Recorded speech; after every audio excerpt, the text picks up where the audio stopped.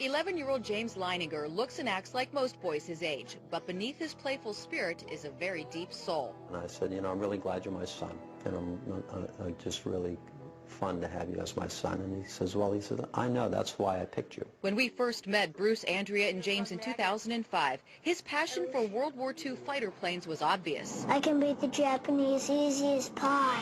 The fascination began when he was a toddler. The pilot put him on? James seemed intimately familiar with the aircrafts. He started doing these little drawings of airplanes shooting at other airplanes or being shot down. Bombing ships, you see men parachuting. Here's another one where planes are dropping bombs. This is a carrier. The violent drawings were followed by extreme night terrors. He would just be crying. He'd say, airplane crash on fire, little man can't get out.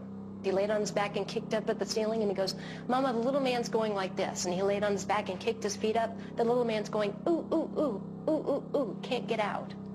And I said, well, who's the little man, baby? And he goes, me. I thought Bruce and I were just going to faint. They questioned, what kind of plane? Corsair. Why did your airplane crash? My plane was shot down. Who shot your plane? He looked at me like I was a village idiot. He said, The Japanese.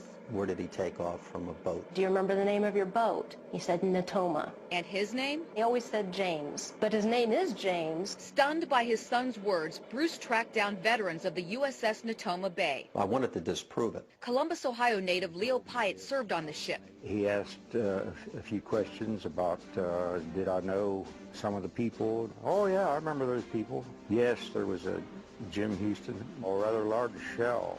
Just hit him in the engine, and it burst into flames and went down. It was all real. James Houston, born and raised in the Midwest, was shot down over Chichijima, Japan. He got very quiet. The Leiningers were speechless again when James met Natoma Bay veterans and recognized them by name. You're Bob Greenwald. I'm serious. He'd never met Bob Greenwald. No, he'd never met him before.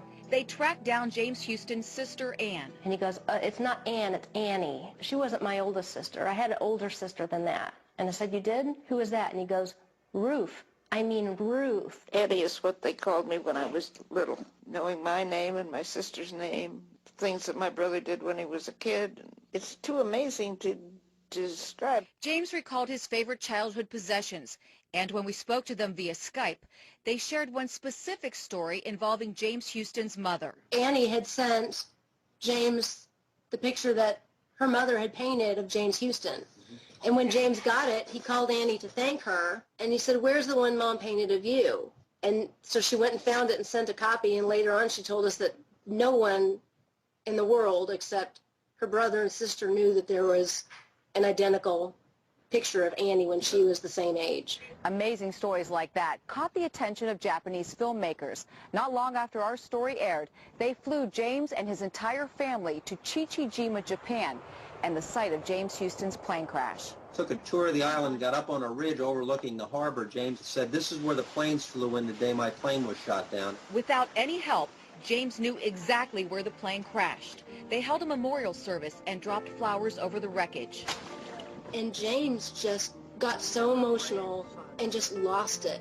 And it was just the most heart-wrenching thing. But when it was over, it was cathartic. It still gives me goosebumps to think that we actually got there, and we were there, and we were able to close the loop, especially for James, that it was something really important to him. And when they returned, the death and destruction pictures were replaced with this. There's dolphins, and there's the Japanese ship has its flags flying. At James's urging, they put all of this and many more incredible stories on paper and published this new book, Soul Survivor. I hope that it helps people understand the meaning of how precious life is, how fast it can just blow away. The Leiningers say they aren't promoting reincarnation. Before James, they didn't believe in it. And I really believe that there's a purpose to this story, and that the God that created us wants this story told. And I also hope that it opens people's eyes up to reincarnation. You do? Yeah, I hope it opens people's eyes up to the fact that reincarnation can happen. It is a possibility. It's not a lie. Suzanne Stratford, Fox 8 News. It's a possibility. It's not a lie. Suzanne Stratford, Fox 8 News.